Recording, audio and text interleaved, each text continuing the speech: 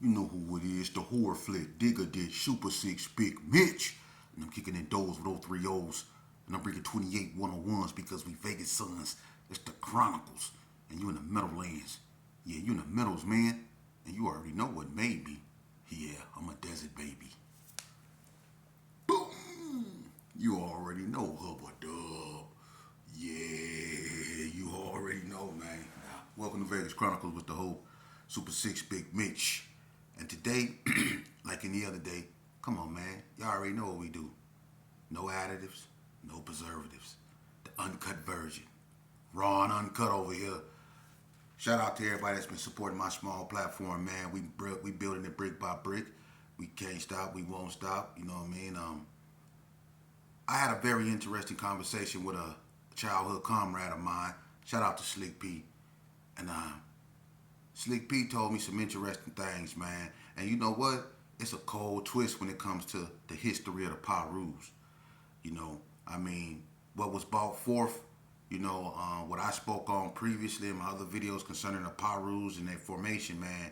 That's why I say, it's important that we get people on here to discuss their own history. That way you could get a more clear view of what went on, because it's a lot of things that either wasn't mentioned or that's kind of not like exactly accurate. And I think they can tell that better than me. But what I can speak on is that it's a lot more to it. For instance, the Parus started off with a certain amount of people, and that the Parus are not the OG Parus, the first like five of them, the starting lineup or whatever you want to say, they weren't in GQs.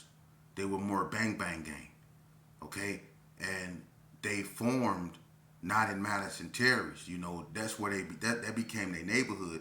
But the first like five of them began somewhere else, and it was actually a Vegas Paru or a Vegas dude that went to California and came back and introduced Paru to them.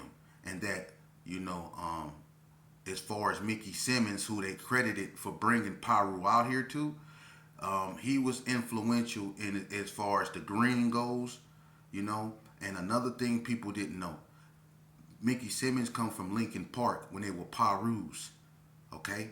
He was supposed to be influential in bringing the green out here.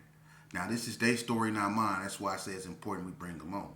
But what people didn't also know is that the park across the street from Madison Terrace, I think it's called Fitzgerald Park. But before it was called that, it was called Lincoln Park. The little small park across the street, right there on A Street, that's across the street from it's the 4 stories now. But that used to be Madison Terrace.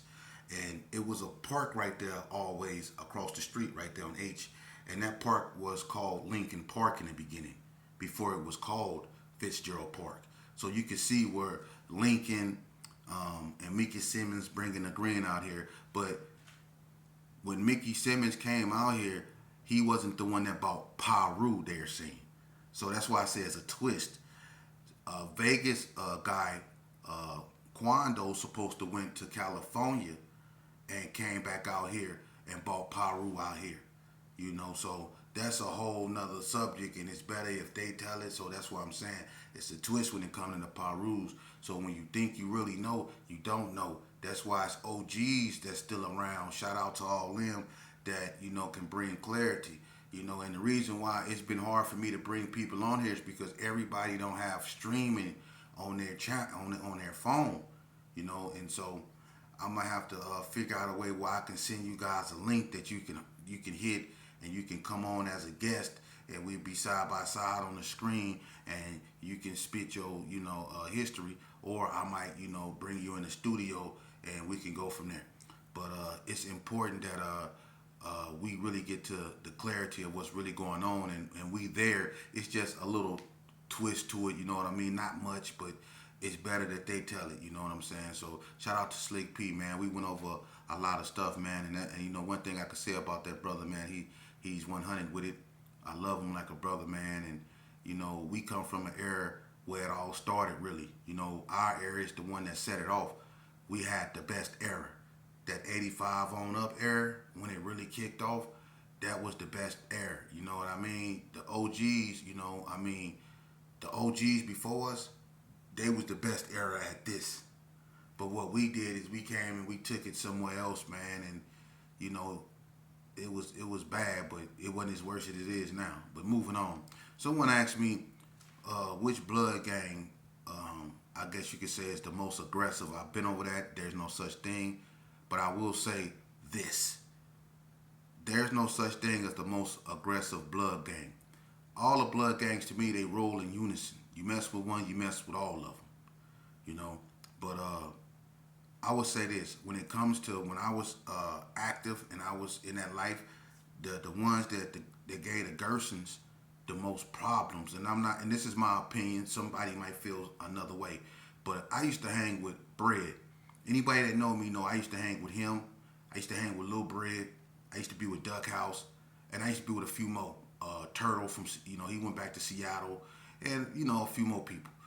But them was the main ones. I used to be with Reverend Ballhead. All us, we used to be together in a little alley, and we was in the alley before alley shot and any of that was even a concept. And as a matter of fact, if you just want to keep it 100, we were the first alley boys before any of that, So we were in there before it was even a concept. When it was spray painted up, when Bread stayed with Melissa, when Tombstone and Amp them stayed down on the end. We was down there before any of that. Okay? So I was really out there in that life. And I would say this, my opinion is the Bloods that gave the Gerson the most trouble was the Parus. And the reason why I said that is because the West Coast Bloods, the incident with L at the Comfort Inn, they were a brand new blood gang. The Parus was already seasoned. To some, they're the second oldest blood gang on the west side. To some, they are the oldest blood gang on the west side. That's a whole nother story. That's why I tell y'all, man, when you think you know, you don't really know. It's better that they come on, because some people believe the PBs are the oldest blood gang on the west side, but that's their story. Never mind. But the Parus was already seasoned. They done already been used to being in wars and things like that. The PBs, they was out there too. But I'm gonna be honest with you, the Parus, they had a lot of figures, man. That wasn't no joke, man. That was out there and that was about that life, man. And we was dealing with them cats, man. We was into it with them cats. We was into it with the PBs, but them Parus, man, they was coming through. The hood was mostly into it with Donna Street, and the hood was more into it with 40 Block than they were into it with the Gerson. The hood and the Gerson clashed, but not as much as the hood clashed with Donna, and not as much as the hood clashed with 40 Block. The Gersons and the Parus was really into it. The Gerson and the Coast was really into it, but them Parus, because you had Burgundy Square Paru, and then you had the Madison Terry Parus, man. Them Parus wasn't no joke, man. And I don't care what nobody say. Can't nobody tell me I really lived this life. I was in the streets, man, and I used to go over there. Look, I don't know if I ever told this story, man. I used to go over there back in like '89, man, on a bike. My little cousin Raymond, he used to have his little bike. I used to always take his bike. That bike was known. And I used to go over there, man. I used to ride up J Street on that bike, man. And I used to go through the Evergreen Park. And then the alley right there. And I used to go over there. I used to blow on them Parus, man. I used to go over there and blow on them Parus. And one day, I guess they was prepared for me. And I told y'all about how that dude got on my helmet. I think it was, he was on a bike. We was gone. What's his name? He was on me too, boy. What's that boy name, man? Mo P brother. They call him the Giggler. What's his name? Doom P. Doom P get on me, right? Doom P chasing me. Doom P chased me all the way. He was on a bike too, and he was going, "I'm gonna kill you." I was gone. We was on a bike going. I was gone. Look, we hit Orange, crossing over. We going down J. We get to Orange. I jumped off my bike in the middle of traffic and started running. Man, he was on me. I jumped off my bike and started and was gone. Look, he was on me, but he stopped. I ran all the way. I left my bike in the middle of the street. I ran all the way down the street past Villa Caprice, all the way. Man, I ran all the way down to the Dude. I was gone. Doom P was on me. You see what I'm saying? It was them Parus. You see? And they used to come through there and tie it up. You know, the coast, what I would say is that what really made the coast to stand out was the confrontations that Hercules had with Donald Ray Page. It was a lot of confrontations with Hercules and Donald Ray Page, or Hercules and Master G, or Boonch and Head Cutter, or Boonch and Pac-Man. It used to be a bunch of, like individual, skirmishes with the coast, but the Parus was really, when they got in it, it was really, really, it was bad. That was probably the worst it's been between the Bloods and the Gerson, for real. Is when the Parus and the Gersons got into it. Because when the Gersons and the coast got into it, when L was unalive, that was really the only, you know what I mean? Wasn't nobody, being unalive like that. But when them Gersons and them Parus got into it, it really got serious, man. Cause them Parus, listen, them Parus wasn't no joke, man. And then they had a cat named the Joker, right? This cat, long chin, this dude right here, man, he was lighting stuff up. For real, that's the real Joker. For real. You got dudes out here calling themselves the Joker, but the real Joker from Paru. Anybody know that? And he done made dudes change their whole life. You know what I mean? I'm going to just leave it at that. He done got at dudes and made them put down their flag and pick up the Bible on everything. He wasn't no joke. And then there was a whole bunch of them too. I'm not going to really put their names out there because they living their best life now, man. And shout out to them. They trying to do positive things. But them Parus wasn't no joke, man. So when it comes to that, I would have to hands down say the Parus. Another question that was asked of me, are there any notable Hispanic and white, I guess, guys from black gangs? Sure. You had people like Joey Castro. I think he was from Guam. You had Big Looney. Look, you had an all-white blood gang called the Reek Boys. You had a few blacks up in there, but it was mainly all white. That was Billy Monahan them, Big Looney, Jason Gallagher, Hollywood, Rebel, all those cat, Gold Par Posse. They was some reputable dudes. And then you had like Ralph and Roland from Ralphie Boy was from GQ. Roland became a Sanchuco. You got Vato Whack. He a reputable man. Look, I'm talking about Vato and Polo. Vato a native, Polo was Hispanic, but those two right there. Polo resting in peace. Vato living his best life. But them two right there was two probably the hardest Mexicans and natives. I say as far as youngsters in the game, hands down. And then you had people like Tiger from White Street. You know what I mean? He was a known reputable country from White Street. He white. He a known reputable. You have a whole bunch. The Hood is probably one of the most diverse gangs in Las Vegas. They got Hispanics, whites, blacks, and it's always been that way. So yeah, you have a bunch of Hispanics and whites that's in black gangs, man. That's common. Mike G, from the Gerson, he white. The Gerson got a lot of Hispanics and white guys, in their neighborhood. That's one thing about Las Vegas. Las Vegas ain't really a real racial city like that. It's racial elements, but not like that. Like if you look at the historic west side of Las Vegas right now, it's so diverse. It's whites, blacks, Hispanics. It's all ethnicities. You go on 40 block right now. I mean, as opposed to back like in 1989, and somebody asked me about 40 block. I'm gonna get to it, but it's real diverse over there now. You got Islanders and everybody over there. But closing the book on that, the Parus were to me the most aggressive when it came to getting at the Gerson. And when Badlow, Paul Synagogue, rest in peace, when that happened to him, the Parus have been one of the only. Listen, I'm not gonna lie to you. The Parus, is probably one of the only blood gangs that really attempted to walk through the Gerson. For real. Wasn't too many. Listen, nobody walked through the Gerson. Them Parus, they came through there. They came through there when the incident when they jumped Lil Dave, and if you don't remember when they jumped Lil Dave, you really a little homie. You a little homie, all right?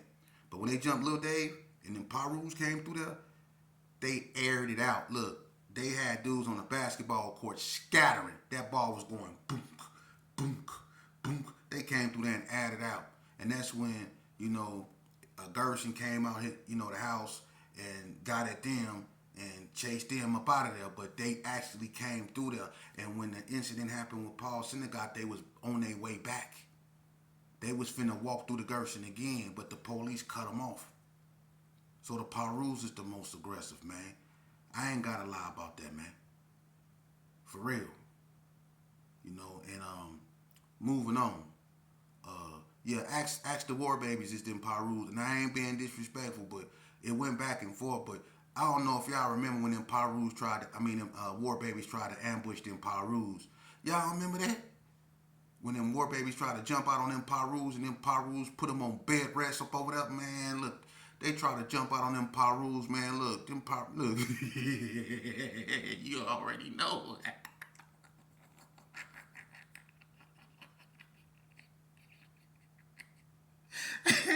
Alright, look. They already got on me about laughing, right? So I'm gonna try my best not to laugh when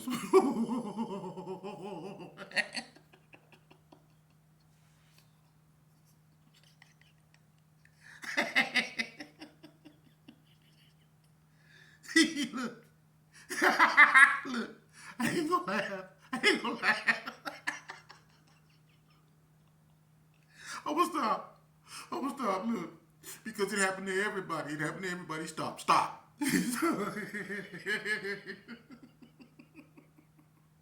Alright, hold on. I'm gonna stop. Look. But they whooped the War Babies out. Hey, look, they took a go away. They took a go away on it. Stop. I'm gonna stop. Look. It happened to everybody. You win some, you lose some, but you win. You live to fight another day. You win. Hey, look. You win some, you lose some. But you live to fight another day. That's the most important thing. Let's just move on, man. Cause I'm gonna start laughing. Let's move on. I got to. Somebody asked me. It's 40 block, and is an off branch of the Gerson. Look, if y'all gonna ask me questions, at least look at my other videos because I already spoke on this. No, look, and when 40 block came out, they became 40 block in 1989. Okay. When 40 block first came out, they was wearing black rags. That was their first rag. And if they tell you it wasn't, they lying. Their first rag was black. Before they wore brown, it was black. Then it was black and brown. When they wore that black rag, they was a click off the Gerson. See, when the K9s turned black rag, they became a click off the Gerson. You see, 40 block didn't want to be a click off the Gerson. That's why they dropped the black rag and just start wearing brown. See, the Brownie Boys was started by a Gerson. But they became Brownie Boys. They never wore black rags. They rags always been brown. So the Brownie Boys, to me, are the truest of the Brownsmans. Because they rag always been brown. 40 block rag the first rag was black. And then I get word that somebody got, I don't know if it's true, I really don't care. Because they, one thing about me, and the block know me, they know me, they didn't been at war with me, and they didn't been at peace with me. And they know me, they know my get down. Buzzo, he know my get down. Everything I spoke and said about the block is true. As long as I don't lie about nothing, I'm not talking about stuff. Ain't nobody never got in trouble for nothing I said, man. This is old history. Vegas is nowhere near what it used to be. I'm talking about things that's long gone, man. People don't even know about this, man. This is stuff that's long gone. That's history that people don't even know about, man. Because y'all want it that way so y'all can lie. So y'all can lie to y'all sons and tell them y'all was this when y'all know y'all wasn't. But 40 Block stopped becoming a click off the Gerson when they dropped the black rag and started wearing just the brown. But 40 Block, I'm going to just keep it 100 with you. I don't got no reason to lie. I'm not going to make them something they not. They never really went out and did nothing. They were more stronger on the block. But they wasn't known for going out there and putting in no work like that. Everybody know that. You had to go to the block. That's where they were strong at, running through them houses, getting on top of the houses, going deep in the desert, stuff like that. They were tactical, but they never really went out and put in no work. If you seen a 40 Block, it was most likely at the store. And I remember when they were 40 boys, right? And I'm not bashing the block neither, because a lot of them is my family, blood family relation. But at the same time, I'm not going to sit up here and lie neither. You know, we didn't got into it with the block because they wanted to, I guess you could say, be their own entity or whatever. They just, to me, they were sneaky. You couldn't trust them. You know, and you know when it come to Buzzo, I'm not lying. He was a 60. Ain't nobody lying. What you want to hide that for? You was a 6-0. You know? And then when they came to the hoop scout, when they came to the joint, I was one of the ones keeping the 60s up off of them. Other than Head, Keystone, Mac 10, and Lil Rocky. Right? Them the ones that actually stood up. They couldn't run Keith off. They ain't get that head. The 6-0, they ain't get that head. You know, they got that Mac 10, but Mac 10 stood his ground. Lil Bobby got down. They didn't approach Keystone. But all the rest of the block dudes, what happened? They PC'd up. Got ran off the yard. Wouldn't even fight back. So I ain't got to lie about nothing, man. And then some of you cats, listen, man. You know, I heard that, you know, somebody had something to say about what I'm doing, man. Look, you can make your own channel and spit your own history. Just make sure you keep it real. A lot of y'all, you know, I'm sitting back and you bitter and you mad, but it's karma. Because some of y'all wasn't no good. Let's just keep it real. The block, you know, the block and the Gerson used to get into it because the block used to jump on dudes they thought was weak. They thought that the Gerson didn't care if they got beat up or not. They never got at no reputables. The only one that Bob really got down with that you could say was a reputable from the G's was Lil Bread, and he was drunk.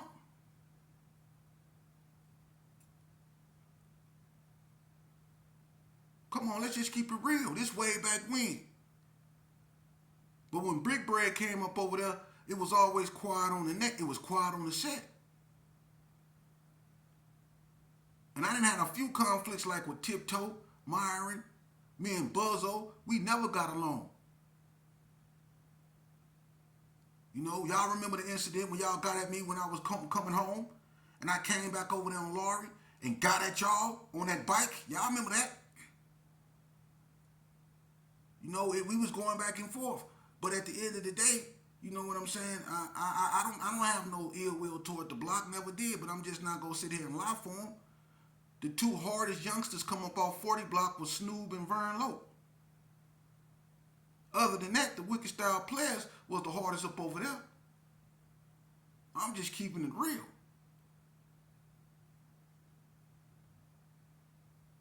But to me, the hardest of all of us are the ones that realized what we were doing was wasting our lives and stressing our mothers out and decided to grow up and turn over a new leaf.